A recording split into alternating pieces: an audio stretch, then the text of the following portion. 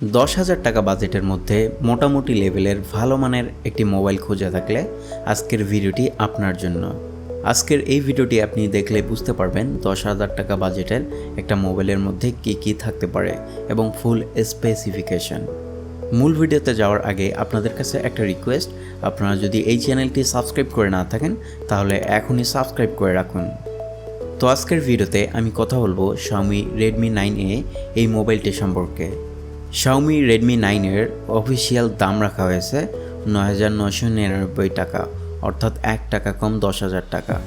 এই মোবাইলটিতে র্যাম হিসেবে থাকতেছে 2 GB র্যাম এবং স্টোরেজ হিসেবে থাকতেছে 32 GB স্টোরেজ। এই ফোনটিতে পিছন ক্যামেরা হিসেবে 13 মেগাপিক্সেলের একটি ক্যামেরা ব্যবহার করা হয়েছে এবং সামনের দিকে ব্যবহার করা হয়েছে 5 মেগাপিক্সেলের একটি ক্যামেরা। এই ফোনটির ডিসপ্লে হচ্ছে 6.53 ইঞ্চির একটি IPS ডিসপ্লে, যা দিয়ে 720pতে ভিডিও দেখা যাবে এবং এতে প্রোটেকশন হিসেবে ব্যবহার করা হয়েছে কর্নিং গরিলা গ্লাস।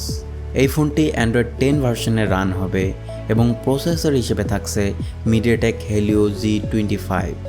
ফোনটিতে ব্যাটারি হিসেবে ব্যবহার করা হয়েছে 5000 mAh লিথিয়াম পলিমার ব্যাটারি এবং সাথে রয়েছে 10 ওয়াটের একটি ওয়্যার চার্জার এবং চার্জিং পোর্ট হিসেবে থাকতেছে USB Type-C চার্জিং পোর্ট এবং নেটওয়ার্ক হিসেবে থাকতেছে 2G 3G এবং সর্বোচ্চ 4G ব্যবহারের সুবিধা।